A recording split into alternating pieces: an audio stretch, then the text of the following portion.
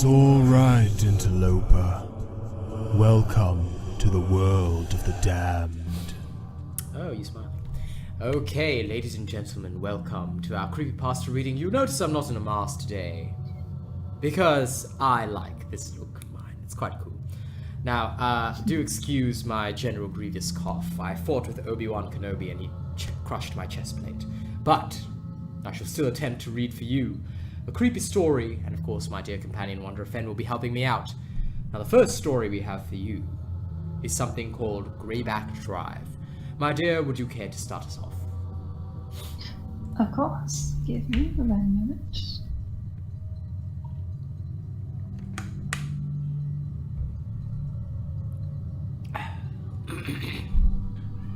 It all began the night the man in the black coat came to Graybark Drive. Looking back, Harrison Naylor might have found that odd, because it was also the night that the Collins house burned to the ground. But no, when he peeked through his blinds that night, all he noticed was the great hulking man dressed in shadow and radiating an aura of fear.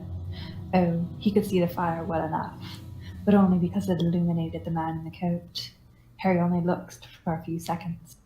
Any more than that, and his hair would have turned white. But he swore the man had more than one shadow, more than he could count, dancing in the firelight like an army of shifting, churning nightmares. The man looked neither right nor left. His gaze was fixed firmly on the burning house at the end of the street, and yet, when Harry dropped the blind and stepped back, he swore that the man had not only seen him, but measured, evaluated, and judged him in a split second, and found him utterly contemptible. He sat down on the edge of his bed and jumped when his wife's hand alighted on his shoulder. "What's out there?" she whispered. Her face was pale and her eyes wide, and she hadn't even glimpsed the man outside. Harry had, and he couldn't imagine how he must look. Harry looked at her, then at the window, and shook his head. Nothing, he said it again to convince himself. There's nothing. You can go back to sleep. And so it was that Harrison and Meredith Naylor ignored the flickering orange light shining between their blinds, ignored the screams of their neighbors, and went back to sleep. They wouldn't find out until the next morning that the same could be said for everyone on Graybark Drive. At least one person in every house had looked outside and seen the man in the black coat, and yet not a single one of them had stepped out of the doors to help the Collins, or even called the fire department. And when they closed their eyes, they all dreamed of a living nightmare dressed in a black coat. The next morning, everyone emerged from their homes like mice, afraid that the cat might be hiding nearby, and together they made their way to the Collins house. There was almost nothing left, just a couple of walls and some charred ceiling beams, and the Collins themselves. Victor lay in the living room, his corpse stripped of flesh by the flames. His wife Tricia was by the front door. Goose flesh rose on Harry's arms when he saw her. She was facing the wrong way, as if she'd gotten out of the house and then had run back inside. Of their baby son Porter, there was no sign. Finally, everyone simply turned and went home. Not a single word was said the entire time, nor did it occur to anyone how strange it was that nobody had gone to work or school that day. Everybody was home, every last man, woman, and child. The crowd slowly thinned as the residents returned to their homes without even a wave or a nod goodbye. Harry held the door open for Meredith, and as he closed it behind him, a strange sensation washed over him, a feeling like he was standing on a beach, watching the waters recede. He knew there was a tsunami in the distance. There was nothing he could do to stop it, nowhere he could run to hide from it. He could see in his wife's eyes that she felt the same way, and still neither of them spoke a word. Harry tried to watch TV, but every channel brought him nothing but static. He considered calling the cable company, but the phone line was dead. Was that the work of the fire too, somehow? He didn't know, but got the feeling it didn't matter. It was too late for that anyway. The rest of the day went by in a blur, as if the sun was in a hurry to get Graybark Drive out of its sight. And the entire time, Harry could feel the tidal wave getting closer and closer. Finally, the sun set, the moon rose, and it began. Though it made no noise and didn't disturb a single blade of grass, Harry could feel the whatever it was crash over his neighborhood like a gust of wind that should have blasted each and every house off its foundations. He and Meredith exchanged worried glances. Yes, she had felt it too. And so, for the second time that day, everyone peeked their heads out of their front doors. At first, nothing seemed to be amiss. It was just another late spring evening, with a cool breeze wafting through the woods. It wasn't until the moon had climbed higher over the horizon that anyone realized what was wrong. Stars are gone! At least 20 different people whispered at the same time, breaking the seemingly impenetrable silence. Harry refused to believe it at first. It was impossible. The sky must be covered by clouds. But as the moon continued to rise, completely unobstructed, he realized it was true. The stars had simply vanished from the sky. What does this mean? Someone asked. What's going on? Nobody had an answer. They all stood outside and stared at the empty sky for over an hour. They were waiting for something to happen. Harry knew. He knew because he was waiting for it as well. The tsunami had struck, and the stars had vanished. He wanted to believe that was all that was going to happen, but he couldn't. This was only the beginning. Suddenly, he became aware of the frantic beating of his heart, and the cold sweat on his forehead. Harry had gone from feeling nervous to terrified without even realizing it. His fear only increased when he realized he recognized the feeling. It was the same aura that the man in the black coat had radiated the night before. The man whose presence had made the suffering and death of his neighbors seem downright trivial by comparison. The hair on the back of his neck stood up as unseen eyes crawled all over him. Judging by the way his neighbors' eyes shifted left and right, they could feel it too. He grabbed Meredith's hand in his own. "Inside," he said. She didn't argue as he dragged her across their front yard. His lawn, his pride and joy that he had fought tooth and nail to keep free of invasive feet, was trampled without hesitation. All around him, doors were slamming and everybody else hastened to get inside as well. Once he and his wife were through, he did the same, latching it behind him. He could hear Meredith breathing so heavily behind him that she was almost gasping. "What do we do?" she asked. I don't know," Harry answered. He didn't even know what was going on. How was he supposed to know how to fix it? Still, for her sake, he turned around and tried to look brave. I think we need to..." Before he could finish, Meredith's face went white as paper, and she pointed behind him. Harry froze, ice in his veins, and then spun around to see that someone was at their door. Ding dong went the doorbell. The front door had a large half circle of frosted glass, and through it Harry could see a great looming shadow. It had the vague shape of a man, but it was gigantic, over 7 feet tall, with shoulders that would have brushed both sides of the doorframe. Harry knew who was out there even before the sheer wave of terror came blew through the solid door like a winter wind. He backed away. Ding, Ding dong. dong. "Harry, who is it?"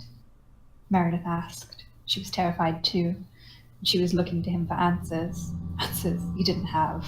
He fumbled with one hand, unable to look away from the door until he found hers, and began to pull him backward with him.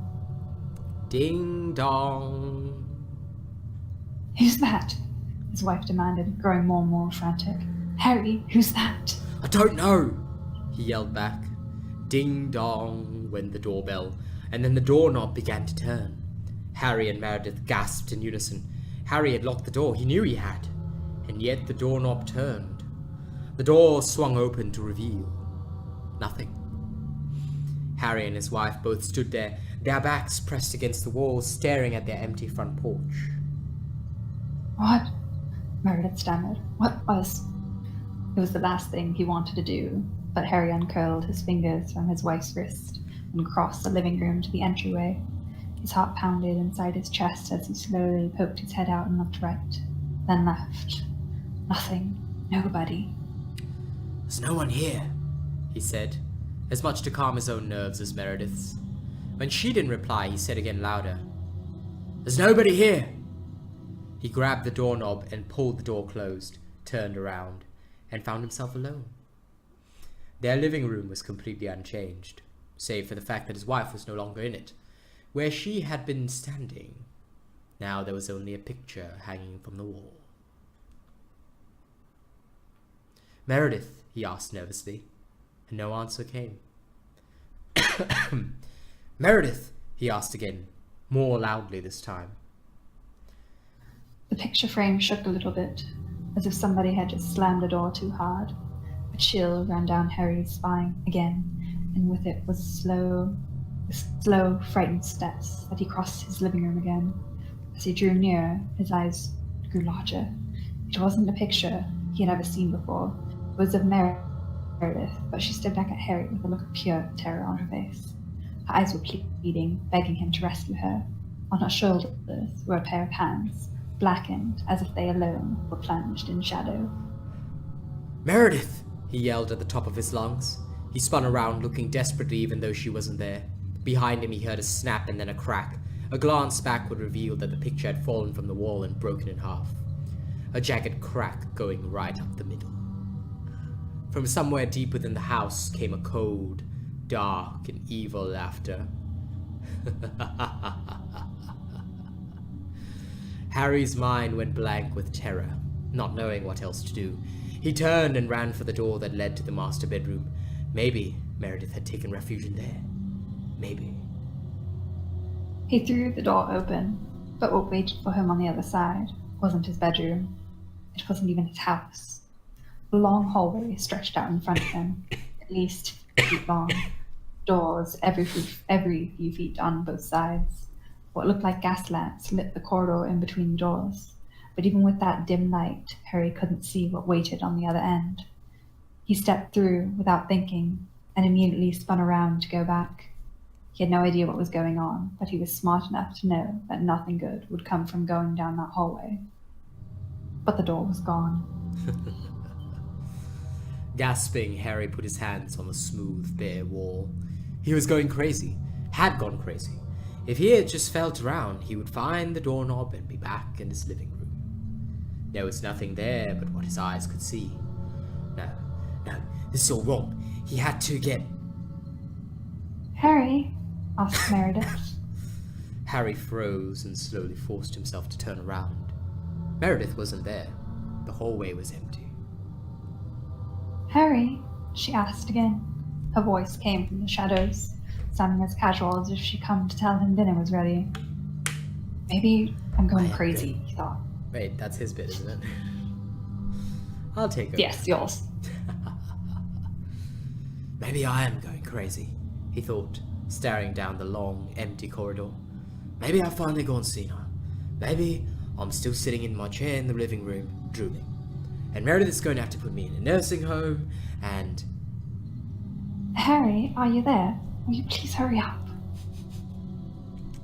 With that, Harry began to stumble down the hallway toward his wife's voice. His legs were weak, his knees were shaking, and he had to put a hand on both walls to keep his balance.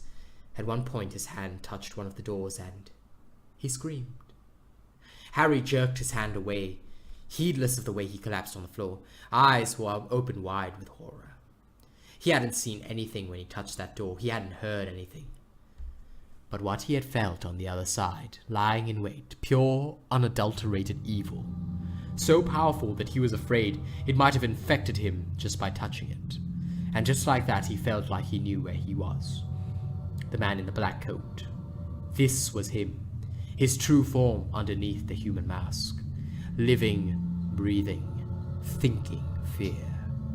Terror given physical form. And Harry was inside it, swallowed whole. Sensing his realization, the voice from before laughed again.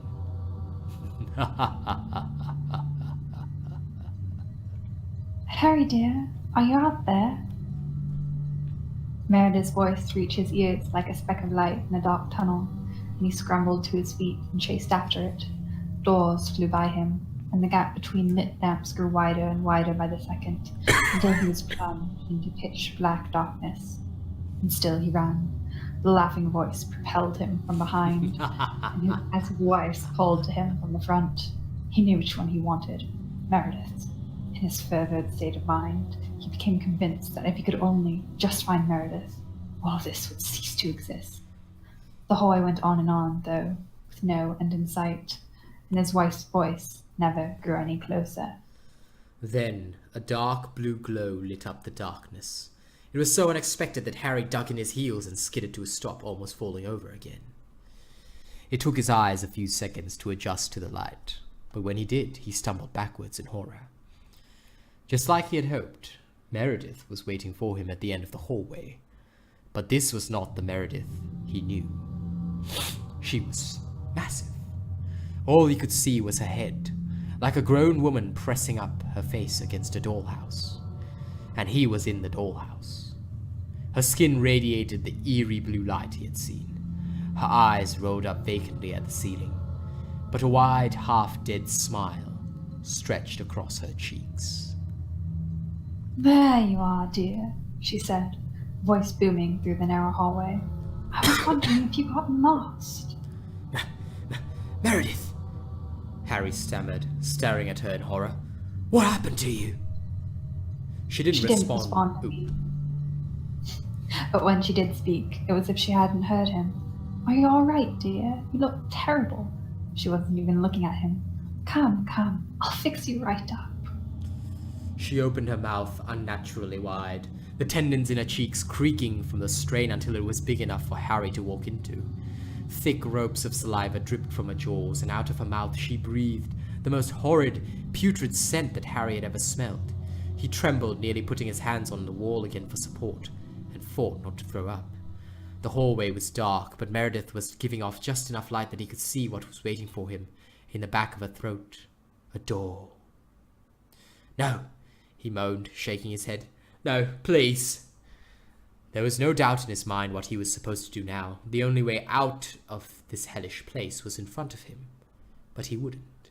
He wouldn't. "Harry," Meredith called to him without moving her lips. He shook his head. "I won't do it." "Harry." "Yes, dear?" Harry froze and spun around. There, in the pitch-black hallway he'd just come down, was him. Right down to the clothes he was wearing and the way his hair was combed. It was a second Harry Naylor. "Dinner's ready, Harry," Meredith answered. No, Harry realized. This wasn't a perfect copy of him. This Harry's face was grinning in a way that wasn't humanly possible. Its eyes opened so wide that his eyeballs would have rolled out if he tipped his head forward. It was like someone had hooked a fishing line in every crease and wrinkle in Harry's face, and then stretched it out, tying all those lines in a knot at the back of his head. Those eyes stared forward, unseeing like glass marbles. "Wonderful," the new Harry said. His lips didn't move. They probably couldn't move the way they were stretched out. "Coming, dear." His arms rose up in front of him, stiff like they were made of wood, and then he flew at Harry. It was like he was wearing roller skates, the way he glided right over the hardwood floor. An ear-bleeding screech rang through the hallway, though the real Harry couldn't tell if it was from his copy, from Meredith, or from him. All he could see was the sightless, glassy eyes coming for him, those dead, unmoving figures reaching for him. All his inhibitions were immediately forgotten, and he turned and ran into that giant Meredith's mouth. "Oh, please, oh dear God in heaven, please," he begged as he fumbled with the doorknob. It was covered with his wife's saliva, though, and he couldn't get a good enough grip on it. He could hear the inhuman shriek getting closer, closer. With one last sob, he put his hands underneath his shirt, grabbed the knob, and threw all his weight to the side. He collapsed onto Meredith's tongue, coating his entire left side with a spit. But he didn't care because he was rewarded with an audible click, and the door swung open. He scrambled to his feet, nearly slipping and falling again. He threw himself through the door, he turned around, and saw, just in time, his grinning copy hurtling toward him. And he slammed the door. The scream cut off immediately as if it had never been there. Harry waited for the gruesome thing to hit the door, but the impact never came. He didn't know how long he stood there, staring at the door, but eventually he forced himself to turn away and look around. What he saw was even worse than the endless hallway from before. Now he stood on a rusty catwalk, so old that the rust had eaten holes straight through the floor in several places. All around him was a tunnel of wet, glistening pink muscle. It throbbed and pulsed rhythmically, the way he imagined the inside of a snake would look to something that it had swallowed whole. Was this? Had he actually gone inside Meredith when he'd gone through that door? No, this wasn't his wife. He wasn't sure how he knew, but he was more certain of that than anything else in his life. This was the inside of the beast that had swallowed him.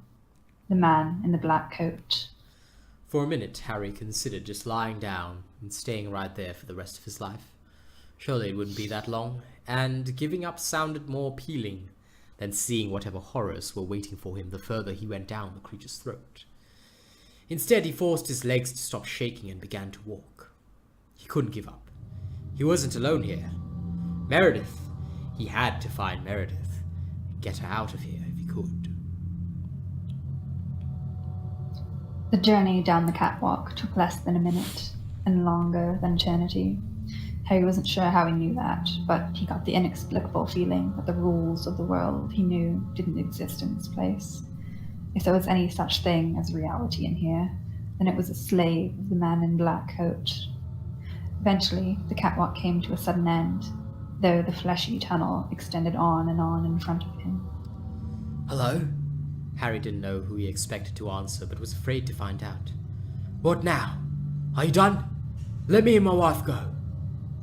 Another gust of that rancid wind blew from the tunnel, nearly making Harry vomit, but no answer came. Then a footstep came from the catwalk behind him. Trembling, holding the rusty handrail for support, he turned around. And found himself in a church. The transition was so sudden that Harry fell to his knees. The floor beneath him was polished white marble, and on top of that was a red carpet that led up the pathway between the pews to the altar. Whitewashed walls rose up dozens of feet, and then narrowed to a point.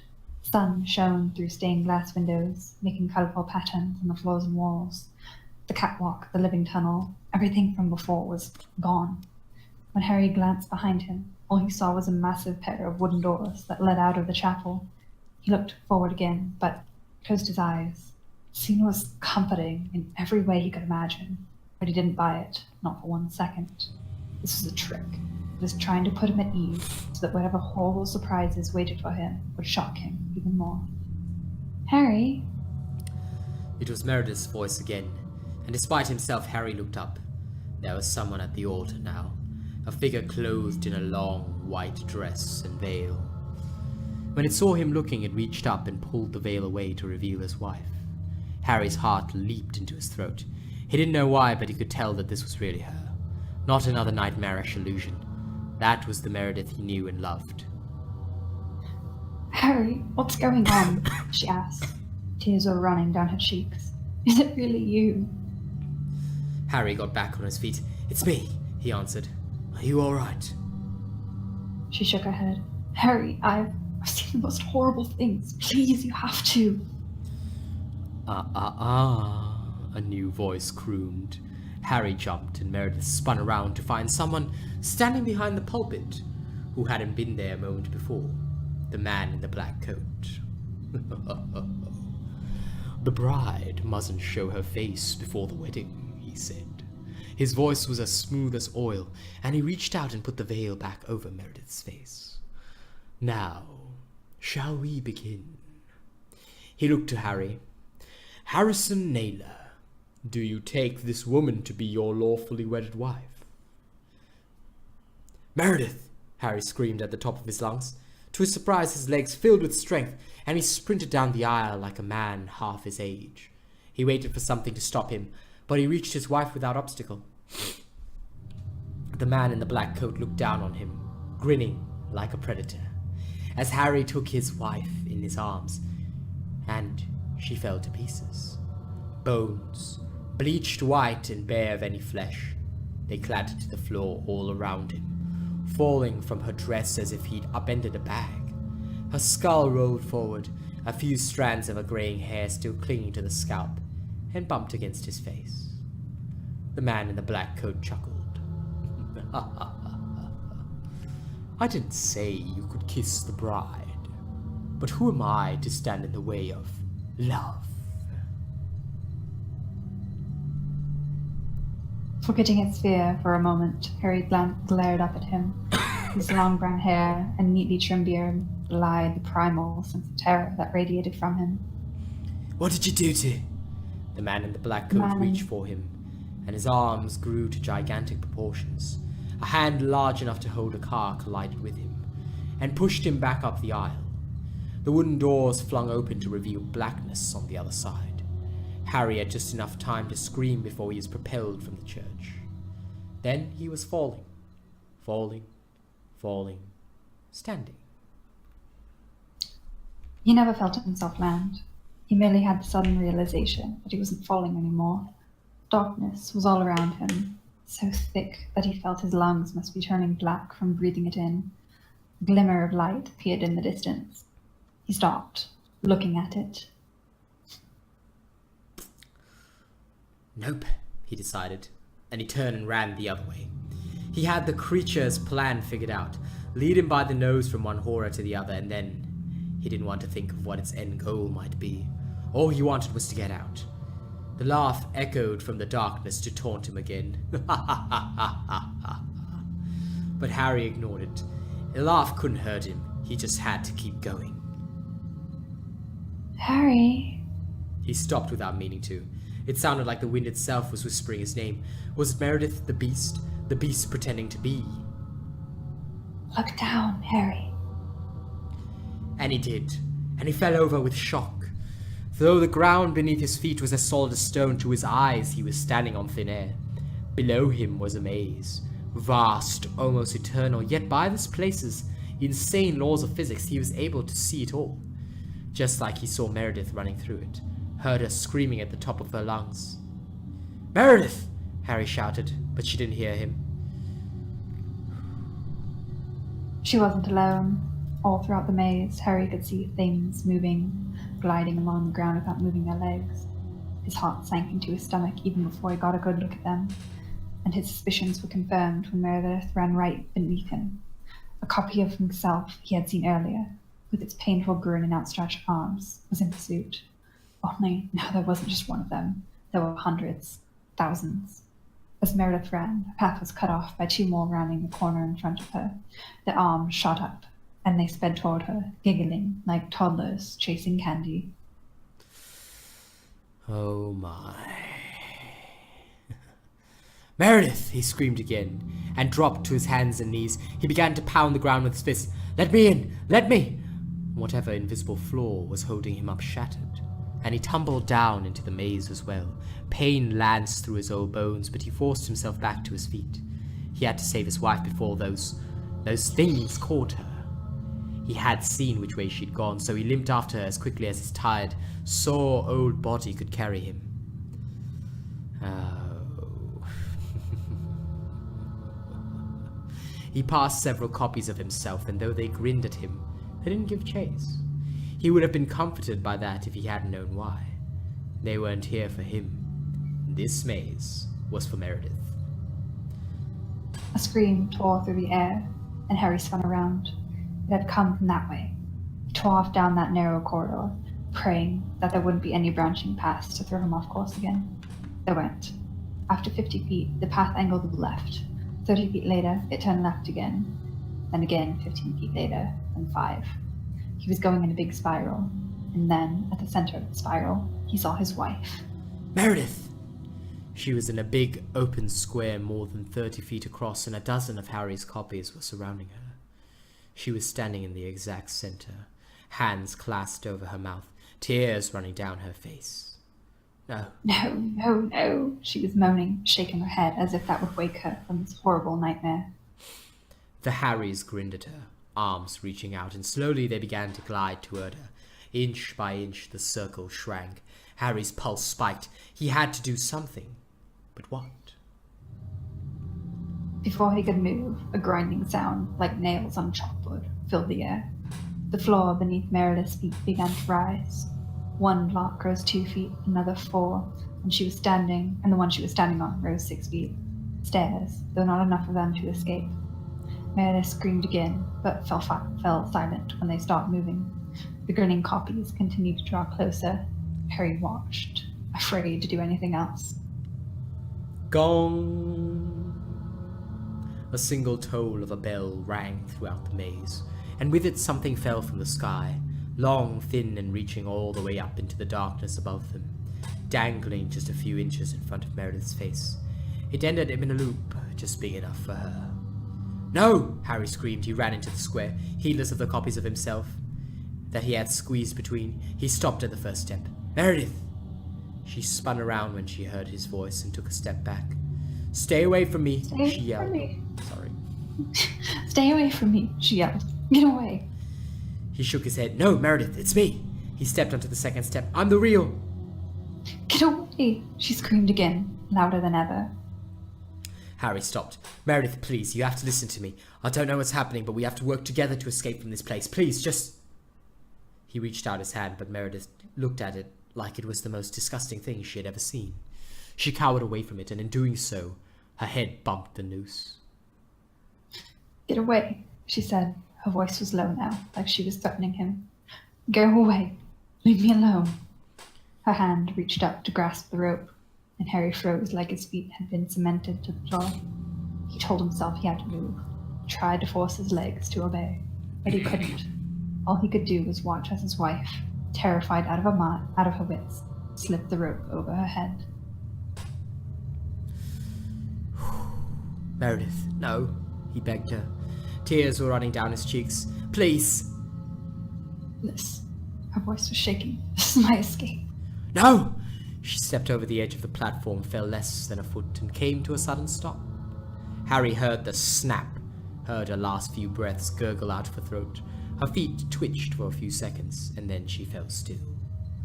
Gong, gong, gong. The unseen bell told the death of his wife, and Harry fell to his knees. "Meredith." But then another sound came, so loud that it even drowned out death knell above him. The ground beneath Harry's feet began to tremble. He couldn't bring himself to care. Whatever happened next couldn't be worse than what he'd just seen. Meredith's body shook on the edge of the rope, and then, a deafening crackle, the maze collapsed. Stone by stone, it dropped into the empty blackness below. Harry found himself a single drop in a storm of hairy nailers, all of them plummeting down, eternally downwards. He couldn't even find it in himself to scream. There was a flash of light. Harry closed his eyes and found himself back in his own living room. He was in his armchair, in front of a TV that hissed with static. He looked around. Everything was exactly creak, creak, how it should have been. Not a speck of dust out of place. Had it all been a dream? No, he shook his head. It hadn't been a dream. It was real. All of the creak, creak. With a trembling hand, he felt a shirt, still wet from when he'd run into the giant mirrorless mouth. With a gasp, he sprang to his feet. Meredith! He was here. Then what did that mean? Creak. He paused. What was that infernal noise? His and Meredith's house was old and far from quiet, but he knew each and every sound it made. The hinges squeaked, the vents clanked, and the wind rattled the windows, but creaking. That sound was new. Almost like someone was swinging from the...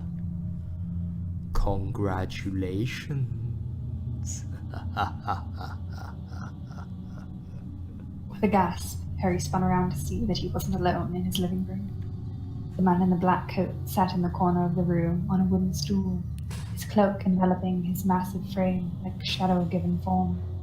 Meredith was there too, hanging by her neck from a rope that had been tied to the rafters up above. She swung back and forth like a pendulum in the world's most gruesome clock. The rafter creaked with every swing. Her dead eyes stared at her husband, and every time she swung close to the man in the black cloak, he would give her an absent-minded push, making sure she never stopped moving. Very few people survive what you just went through, he said.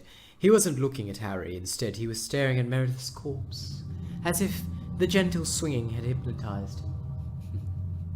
You have earned your freedom. Behind Harry, he heard his front door click as if it unlocked, and then swung open. A cool breeze blew against his neck, but he ignored it.